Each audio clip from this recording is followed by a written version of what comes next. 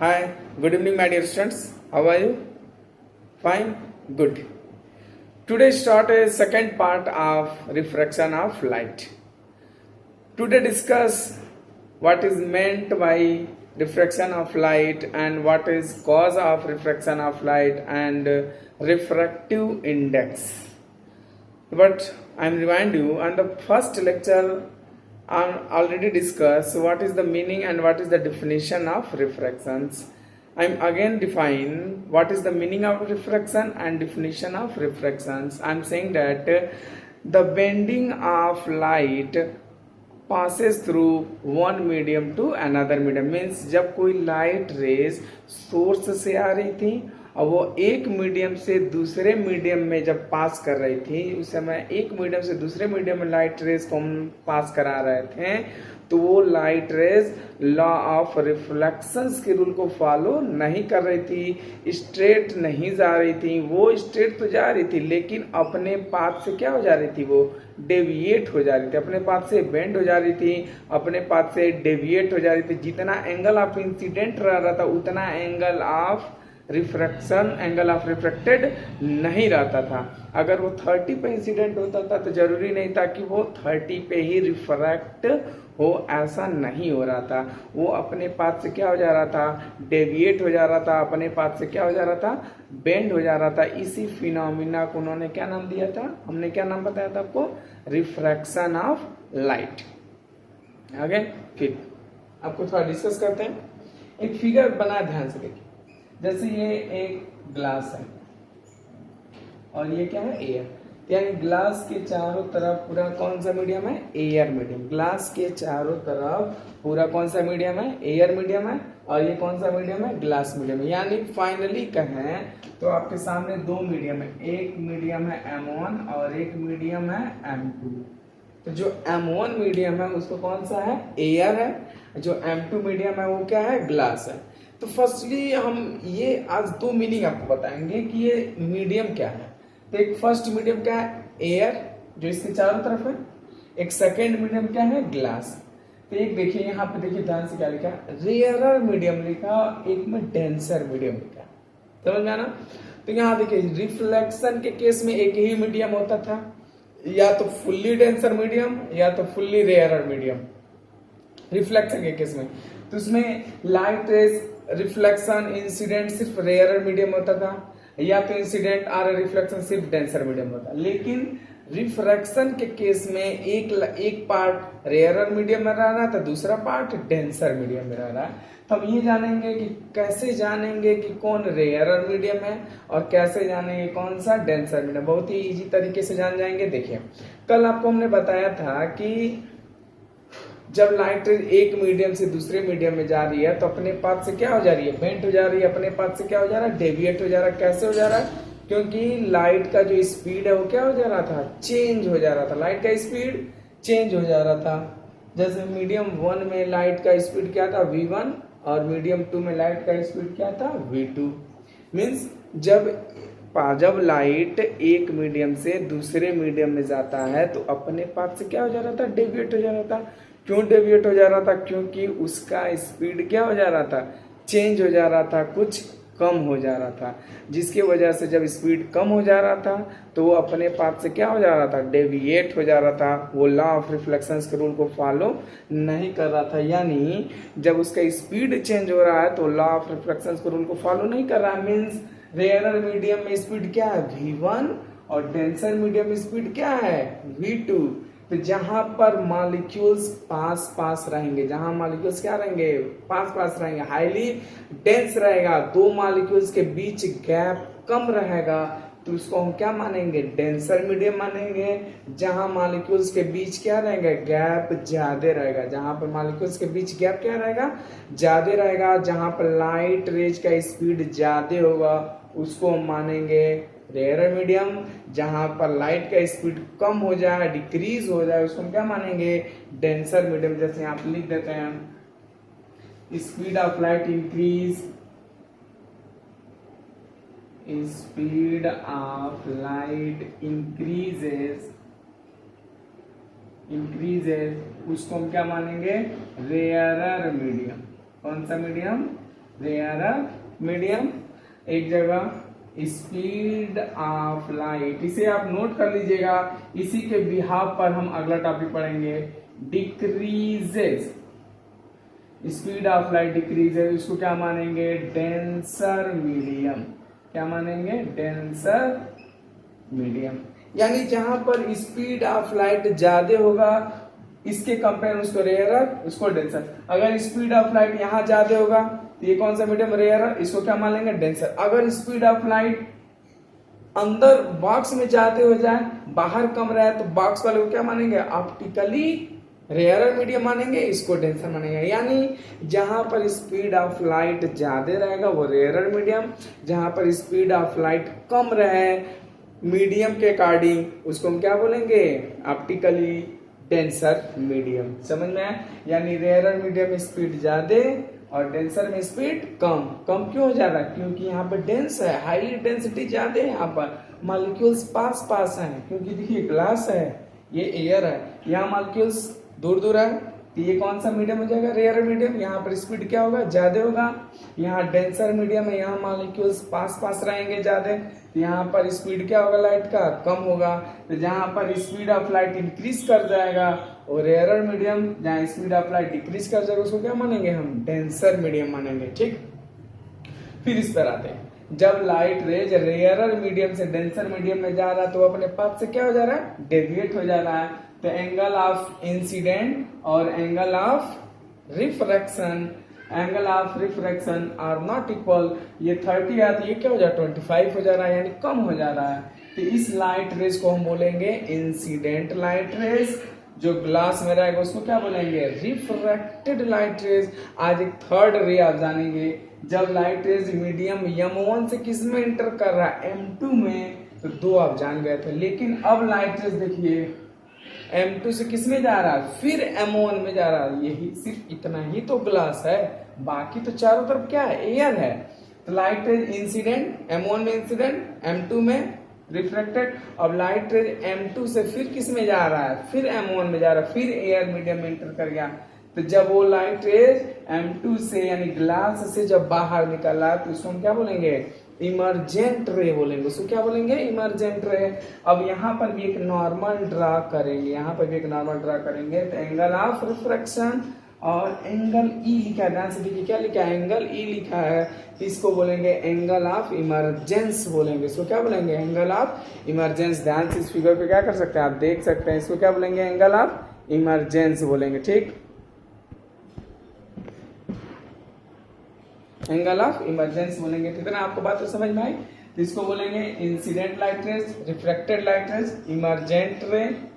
Angle I, angle R क्या थे, ये डिफरेंट थे। क्यों डिफरेंट थे, क्योंकि अपने पाथ से क्या हो जा रहा था, डेविएट हो जा रहा था, और अपने पाथ से डेविएट हो जा रहा था, बेंट हो जा रहा था, लॉ ऑफ रिफ्लेक्शन को फॉलो नहीं कर रहा था। क्योंकि यहाँ पे स्पीड क्या है, यहाँ पर स्पीड क्या है, v1, यहाँ पे स्पीड क्या है, v2। समझ में आया? अब देखिए, अब नए टॉपिक पर आते हैं, ध्यान से देखिए। जब लाइट रेज रेयरर मीडियम से डेंसर मीडियम में जा रहा है, जब लाइट रेज रेयरर मीडियम से डेंसर मीडियम में जा रहा है, ये नॉर्मल के तरफ शिफ्ट हो रहा है। ध्यान से देखिए, लाइट रेज जब इंसिडेंट हो रहा है कहाँ, रेयरर मीडियम में, जब वो रेयरर मीडियम से डेंसर मीडियम में जाता है तो लाइट रेज देखिए कुछ एंगल कम हो जा रहा है, कुछ एंगल कम हो जा रहा है, यानी वो नॉर्मल के तरफ क्या हो रहा है, शिफ्ट हो रहा है, नॉर्मल के तरफ शिफ्ट हो रहा है। अब देखिए, और जब लाइट रेज डेंसर से रेयरर मीडियम में जा रहा है, डेंसर से रेयरर मीडियम में जा रहा है, तो नॉर्मल से कुछ दूर जा रहा है, नॉर्मल से कुछ दूर जा रहा है। लेकिन ध्यान से देखिए, मैं फिर से इस बात को कर रहा हूँ, जब लाइट रेज रेयरर मीडियम से डेंसर मीडियम में एंटर करता है तो नॉर्मल की तरफ झुकता है। समझ में आया, टुवर्ड्स दी नॉर्मल। समझ में? जब लाइट रेज डेंसर मीडियम से रेयरर मीडियम में जाएगा, जब डेंसर मीडियम से रेयरर मीडियम में जाएगा तो अवे फ्रॉम दी नॉर्मल, वो नॉर्मल से क्या हो जाएगा, दूर जाएगा। समझ में आया? तो देखिए, जब लाइट रेज रेयरर मीडियम से डेंसर में आ रहा है तो नॉर्मल की तरफ जा रहा है, और जब लाइट रेज डेंसर से रेयरर में जा रहा है तो नॉर्मल से दूर जा रहा है। यानी यहाँ पे दो रूल आपको क्या होगा, इस बातों को याद रखना पड़ेगा। आज जैसे आपको एग्जाम में फिगर आएगा कि refractions, what is meant by law of reflection, what is meant by refraction. इस फिनोमिना को आपको समझाना होगा, इस फिगर को आपको बनाना होगा ना। तो फिगर कैसे बनाएंगे आप, ये थोड़ी कैसे बनाया ऐसे घुमा दिया कहीं भी। आपको ये बात याद रखनी होगी, जब लाइट रेज रेयरर से डेंसर में जाएगा तो टुवर्ड्स दी नॉर्मल, नॉर्मल की तरफ। अगर यहाँ 30 है तो यहाँ पर लगभग क्या होगा 28, 25, 20 होगा, क्योंकि लाइट रेज रेयरर से डेंसर में जाता है तो नॉर्मल की तरफ शिफ्ट होता है, और जब डेंसर से रेयरर में जाता है तो नॉर्मल से दूर जाता है। समझ में आया? ये बात तो क्या है याद करना होगा, मैं इसे लिख दे रहा हूं, देखिए। ठीक, देखिए, when light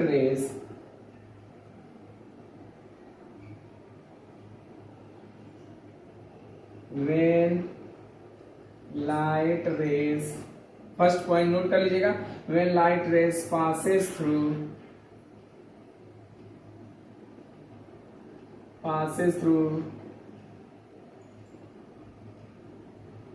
air to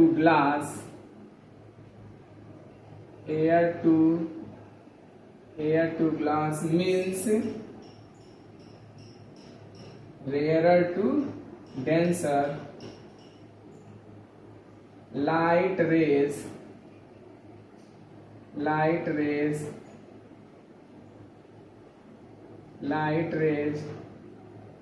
bends towards the normal। ये फर्स्ट पॉइंट क्या कर लेंगे आप, नोट कर लेंगे, याद रखिएगा। when light rays passes through air to glass are rarer to denser, light rays bends towards the normal। Light रे जब इंसिडेंट होगा रेयर से डेंसर में, किधर की तरफ झुकेगा, नॉर्मल की तरफ क्या होगा, शिफ्ट होगा। जैसे लाइट जैसे जा रही है, जैसे ये लाइट जा रहा है ऐसे, ठीक, तो जाना चाहिए सीधे, लेकिन सीधे ना जाके वो क्या हो जा रहा है, अपने पास से डेविएट हो जा रहा है, यानी कुछ बेंट हो जा रहा है, किधर, नॉर्मल की तरफ क्या हो जा रहा है, कुछ बेंट हो जा रहा है। उसी तरह नेक्स्ट टॉपिक लिख लीजिएगा, when light rays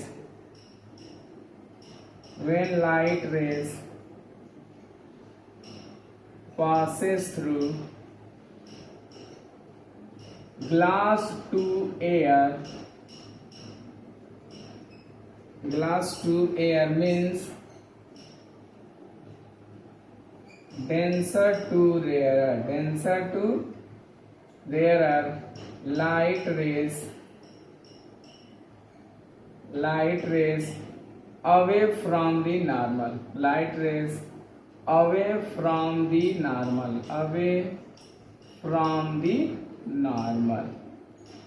ठीक। यानी जब लाइट रेज मीन्स, एक शब्द में फिर से मैं बताता हूँ, जब लाइट रेज रेयरर से डेंसर में जाएगा तो नॉर्मल की तरफ शिफ्ट होगा। जब light rays denser to rarer में जाएगा, डेंसर से रेयरर में जाएगा तो light rays away from the normal, normal से क्या हो जाएगा, दूर जाएगा। इसे क्या कर लीजिए आप, नोट कर लीजिए, ठीक।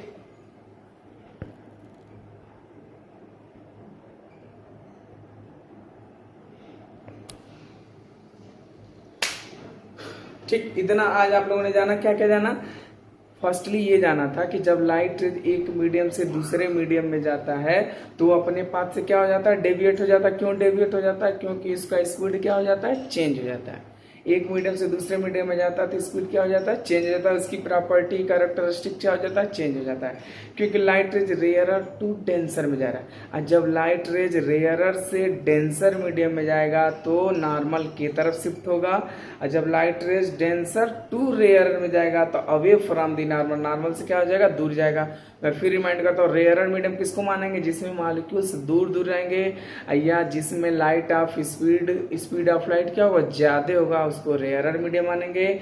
या तो जिसमें मॉलिक्यूल्स पास होंगे उसको डेंसर मीडियम मानेंगे, या तो स्पीड ऑफ लाइट जिसमें ज्यादा होगा उसको क्या मानेंगे, रेयरर। जिसमें स्पीड ऑफ लाइट कम होगा उसको क्या मानेंगे, डेंसर मीडियम मानेंगे। इतना समझ में? ठीक, अब नेक्स्ट देखिए, इसी चीज को समझते हैं। अब इसी पर आपको लॉ ऑफ रिफ्रैक्शन बताया जाएगा। इसी पर आपको क्या बताया जाएगा, लॉ ऑफ रिफ्रैक्शन। जिस तरह लॉ ऑफ रिफ्लेक्शन पढ़े थे उसी तरह हम लोग नेक्स्ट टॉपिक पढ़ेंगे लॉ ऑफ रिफ्रैक्शन पढ़ेंगे। इसमें भी दो लॉ है, उसमें भी दो लॉ था। मैं फिर रिमाइंड करता हूँ, लॉ ऑफ रिफ्लेक्शन हमने ये पढ़ा था, angle of incident equal to angle of refraction. Incident light rays, reflected light rays, normal light in a same plane, ये हमने पढ़ा था लॉ ऑफ रिफ्लेक्शन। लेकिन ये हम पढ़ेंगे लॉ ऑफ रिफ्रैक्शन। इसमें देखिए दो टॉपिक पढ़ते हैं, नहीं समझ में आएगा तो आप फिर से बताइएगा, मैं फिर से इस चीज को बताऊंगा, आपको 2 बार बताऊंगा, 3 बार बताऊंगा, क्योंकि आप पहली बार इस चीज को क्या कर रहे हैं, आप पढ़ रहे हैं, इसलिए थोड़ा बहुत आपको कंफ्यूजन हो रहा होगा। लेकिन ऐसा नहीं है, आप समझ में आएगा, नहीं आएगा तो मुझे बताइएगा। तो देखिए लॉ ऑफ रिफ्रैक्शन क्या होता है, इसमें फर्स्ट पॉइंट ये है, ध्यान से देखिए, ये कौन सा लाइट रेज है, incident light raise, refracted light rays, emergent light rays. ये देखिए एंगल आई है, ये है एंगल आर, ये भी है एंगल आर, ये क्या है angle E. Angle of incident, angle of refraction, angle refraction बोलेंगे इसको, एंगल ऑफ इमर्जेंट बोलेंगे। समझ में आया?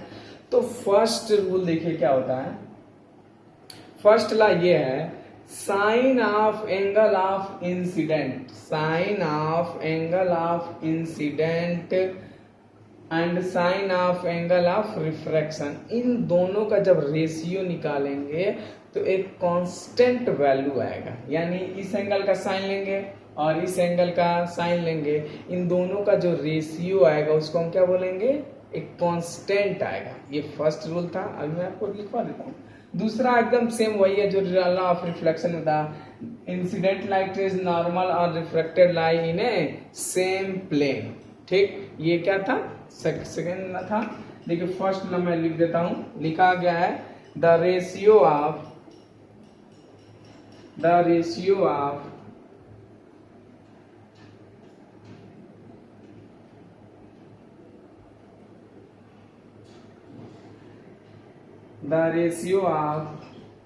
the ratio of sine of the angle, sine of the angle of incidence, sine of the angle of the incidence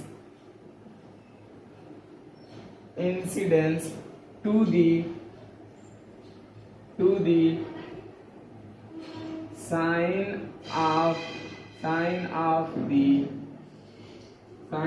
the angle of the refraction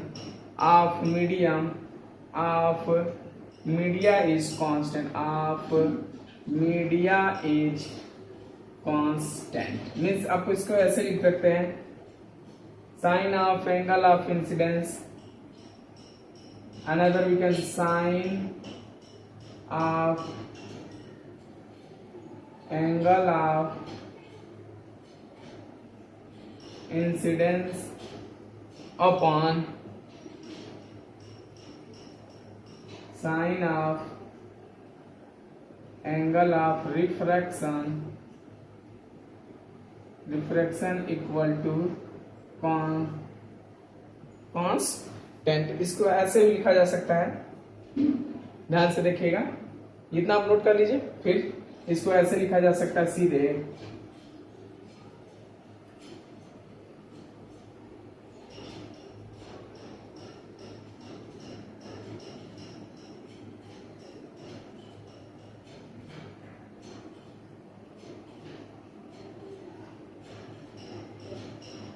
सीधे शब्दों में लिखा जा सकता है, sine I upon sine R equal to constant, sine I upon sine R equal to constant, सीधे लिख देंगे।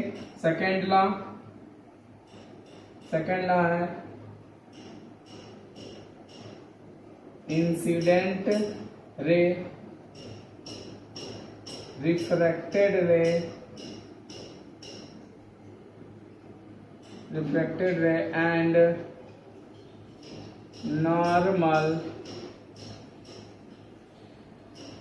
लाई in a same plane, lie in a same plane. ठीक, यानी देखिए मैं फिर से आपको डिफाइन कर देता हूं। लॉ ऑफ रिफ्लेक्शन क्या होता है? Angle, sine of angle of incident upon sine of angle of refraction की जो वैल्यू आएगा वो कांस्टेंट आएगा। समझ में आया? मीन्स इस पे, मतलब इस पे एक साथ 20 लाइटेज इंसिडेंट करा दीजिए। कितना लाइटेज? डिफरेंट डिफरेंट एंगल के इंसिडेंट कर लीजिए।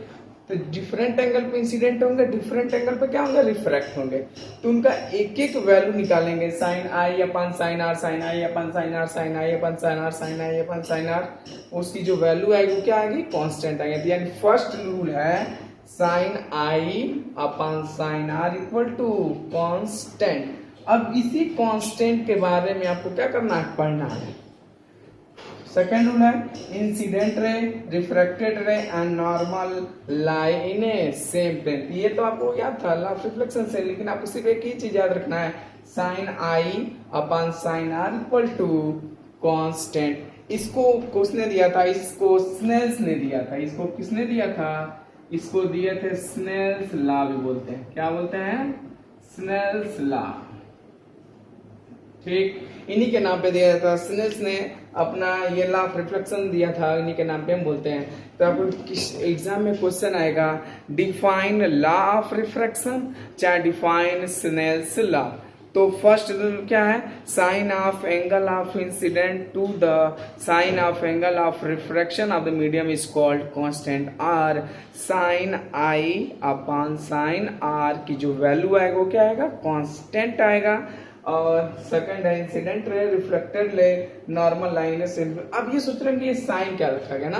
तो देखिए आपके मैथ्स जब आपको पढ़ाया जाएगा 10th में ही, तो 10th के मैथ्स में एक चैप्टर आएगा ट्रिग्नोमेट्री आएगा। 10th के मैथ्स में एक चैप्टर आएगा ट्रिग्नोमेट्री, जिसमें साइन कॉस टेन की ये टर्मिनोलॉजी आपको पढ़ाई जाएगी। ठीक, आपकी टर्मिनोलॉजी पढ़ाई जाएगी। तो उसी में साइन की वैल्यू आता है, कॉस की वैल्यू, कोसेक की वैल्यू, कॉसेक की वैल्यू, कॉट की वैल्यू, तमाम चीजें आपको बताई जाएंगी। तो वहीं से इसमें टेंशन ना लीजिएगा। अभी इस पे जब से बेस्ड न्यूमेरिकल लगाएंगे तो आपको समझ में आ जाएगा। लेकिन 9th में आपने वर्क के बारे में पढ़ा था, तो उसमें एक टर्म आया था कॉस थीटा की वैल्यू आया था। जब वर्क निकाल रहे थे तो एफ डब्ल्यू वर्क डन बराबर F into S cos theta आया था ना। तो कॉस थीटा को पता है क्या होगा? को ट्रिग्नोमेट्रिक फंक्शन से लिया गया है। उसी तरह ये भी जो साइन है वो भी क्या ट्रिग्नोमेट्रिक फंक्शन से लिया गया है। तो ये जो वैल्यू आएगा sine I upon sine R की वैल्यू क्या आएगा? कांस्टेंट आएगा। इसी कांस्टेंट को हमको क्या करना है? पढ़ना है। इसी कांस्टेंट को हम बोलेंगे रिफ्रैक्टिव इंडेक्स बोलेंगे। इसी वैल्यू को हम क्या बोलेंगे? रिफ्रैक्टिव इंडेक्स बोलेंगे। ठीक, देखो मैं फिर से आप इसको अब उसी चीज को क्या करते हैं? डिस्कस करते हैं। आपको फर्स्ट लॉ बताया गया था। फर्स्ट लॉ क्या बताया गया था? Sine I upon sine R की वैल्यू क्या आएगा? कांस्टेंट आएगा। समझ में आया? इसी कांस्टेंट को हम बोलेंगे रिफ्रैक्टिव इंडेक्स बोलेंगे। इसी कांस्टेंट को क्या बोलेंगे? रिफ्रैक्टिव इंडेक्स बोलेंगे। समझ में आया? यही जो कांस्टेंट आएगा sine I upon sine R की वैल्यू क्या आएगा? कांस्टेंट आएगा। इसी क्या बोलेंगे? Refractive index. मैंने ध्यान से देखिए,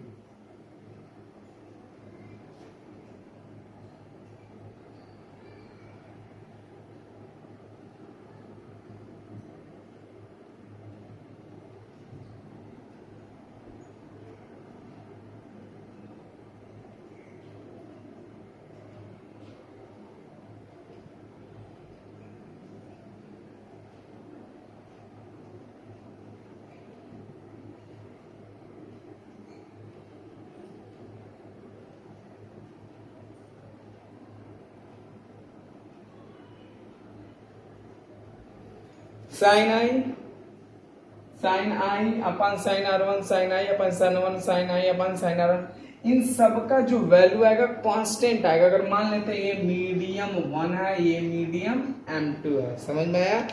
तो ये अलग अलग एंगल पे इंसिडेंट हो रहा है। ये एक मीडियम M1 है, एक मीडियम M2 है। तो ये अलग अलग एंगल पर मान लीजिए 20, 30, 40, ये भी मान लीजिए 10, 15, 18, ये कुछ एंगल आएगा। तो इनका जो वैल्यू आएगा वो भी कांस्टेंट आएगा, इनका जो वैल्यू आएगा वो भी कांस्टेंट आएगा, इनका जो वैल्यू आएगा वो भी कांस्टेंट आएगा।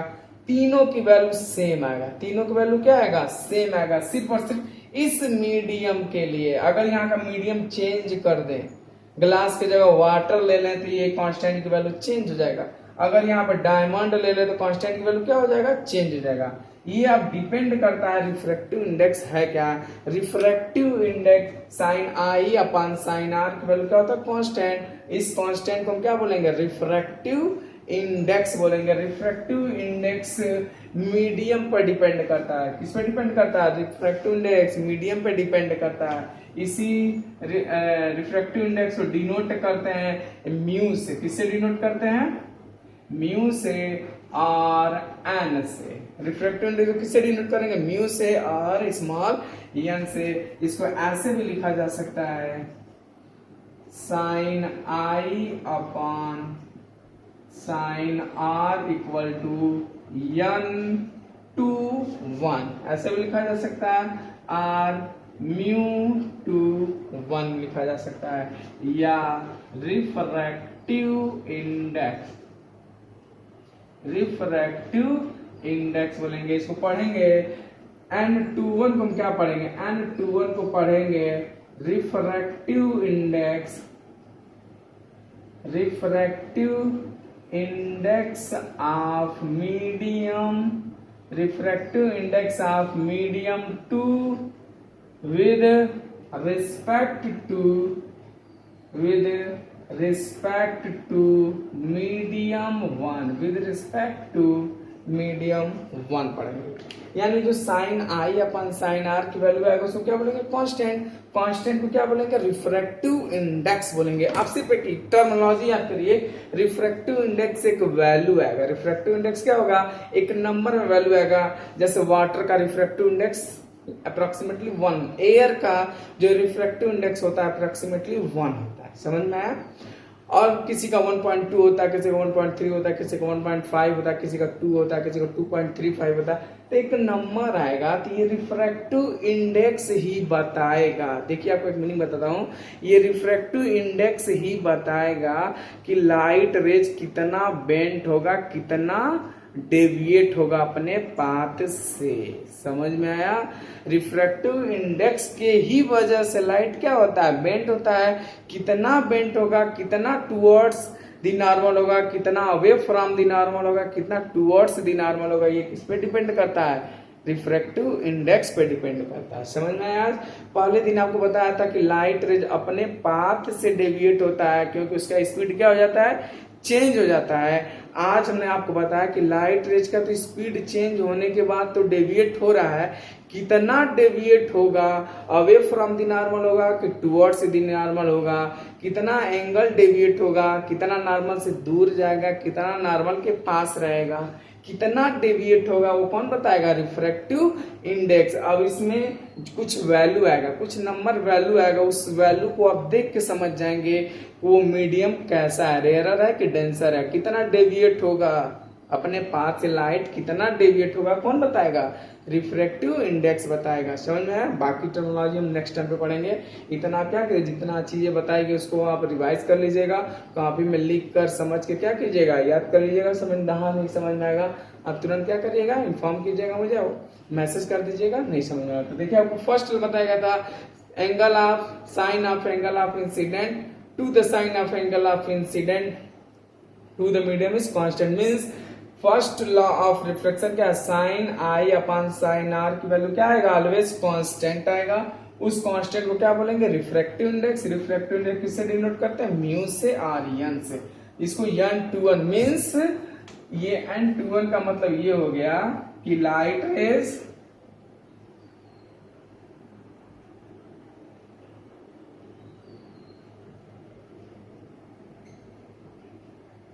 मीडियम 1 से किस में जा रहा है, मीडियम 2 में। जब लाइट रेज मीडियम 1 से मीडियम 2 में इंटर करेगा तो उसको डिनोट करेगा n21 से डिनोट करेंगे। किसी में n12 लिखा रहता है, किसी में n21 लिखा रहता है, तो आपको कंफ्यूजन नेक्स्ट टाइम दूर हो जाएगा। तो n21 यानी इसको पढ़ेंगे refractive index of medium 2 with respect to the medium 1 पढ़ेंगे। ठीक, इसे यहाँ से डिनोट करते हैं, यहाँ पे म्यू से इसको क्या बोलेंगे, रिफ्रैक्टिव इंडेक्स। फिर से मैं आपको बताता हूँ, रिफ्रैक्टिव इंडेक्स का मीनिंग ये होता है कि वो लाइट रेज को कितना डेविएट करेगा, कितना बेंड करेगा, कितना अपने पाथ से डेविएट करेगा, ये सिर्फ बताता है रिफ्रैक्टिव इंडेक्स। समझ में आया? Okay bye.